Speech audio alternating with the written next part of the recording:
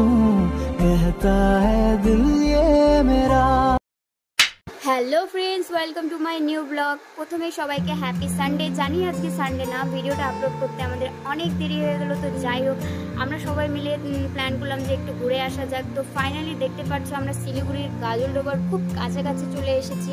এটা হচ্ছে গাজলডোবার সেই নতুন ব্রিজটা, যারা এখনও মানে নতুন ব্রিজটি দেখোনি তো দেখে নাও এই ভিডিওতে। আশা করি আমরা পুরোটাই দেখানোর চেষ্টা করবো গাজলডোবায় কী কী আছে, কেমন কী ভিউ পয়েন্ট। আমাদেরও এটা হচ্ছে ফার্স্ট আসা। তো যাই হোক, এখানে দাদা বৌদি আমাদেরকে নিয়ে এলো ঠান্ডা ঠান্ডা আখের রস খাওয়ানোর জন্য। তো ফাইনালি আমরা ঠান্ডা ঠান্ডা আখের রস খেয়ে ফেললাম, সত্যিই খুব ভালো লাগলো। তারপরে আশেপাশের ভিউটা একটু দেখে দিলাম, মাঝখানে নদী, উপর দিয়ে ব্রিজ।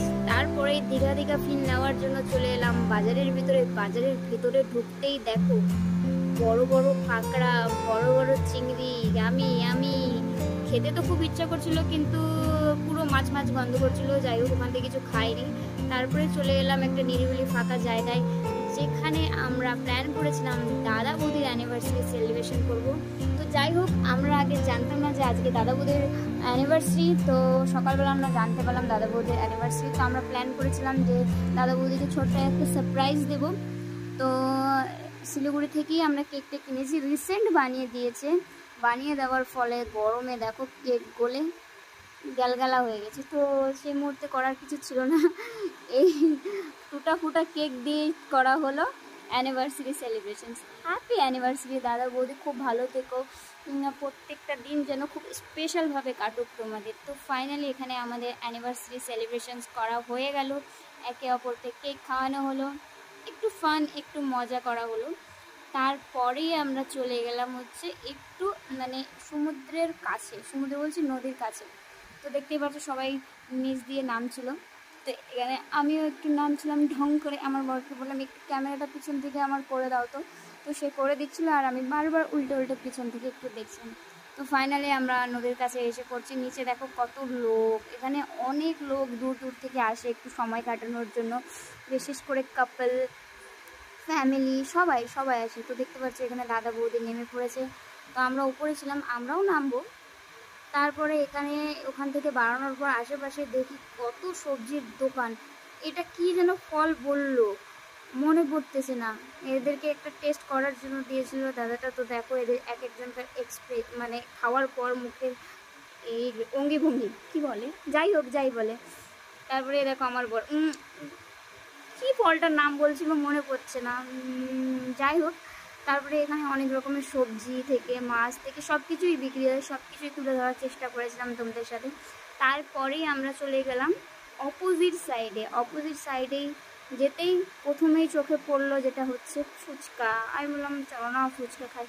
তো এখানে ফাইনালি আমরা সবাই মিলে ফুচকা খেলাম। ফুচকাটা খুব ভালো, টেস্টি ছিল, কিন্তু এখানে দিচ্ছিল 10 টাকার 4টা। তো এতটুকু তো মানে আমাদের এখানে 10 টাকা হয়তো 6টা দেয়, ওখানে 10 টাকার 4টা। ফুচকাটা খুব টেস্টি ছিল। তারপরে ওখানে খুব সুন্দর ঠান্ডা হাওয়া, ওয়েদারটা খুব সুন্দর। আমি একটু ঢং করে হেঁটে নিলাম। হেঁটে নেওয়ার পর তারপরে এদিকে দেখতেই পাচ্ছ ওয়েদারটা খুব খারাপ, জল অল্প ছিল, কিছুক্ষণ পর গাইস অনেকটা জল হয়ে গেছিলো।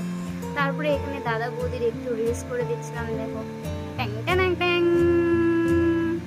তো এই রিলসগুলো তোমরা যদি দেখতে চাও তো বলো, আমার কাছে আছে, অবশ্যই আমি শেয়ার করে দেবো। খুব সুন্দর ভিডিও, মানে তাদের ভিডিওগুলো আমার খুব ভালো লেগেছে। তারপরে এখানে ভিডিও করার পর আমরা মানে বাড়ির দিকে রওনা দিলাম, কারণ এখানে ওয়েদারটা খুবই খারাপ হয়ে গেছিলো, বিদ্যুৎ চমকাচ্ছিলো, জল বেড়ে যাচ্ছিলো। তো থাকাটা ঠিক হবে না, তো তাই আমরা ফাইনালি গাড়ির দিকে রওনা দিলাম। গাড়ির দিকে রওনা দেওয়ার পর দাদা বৌদিরা বলছিল মোমো খেতে, তো না মাছের গন্ধ থাকাতে আমার আর মোমো খাওয়া হয়নি।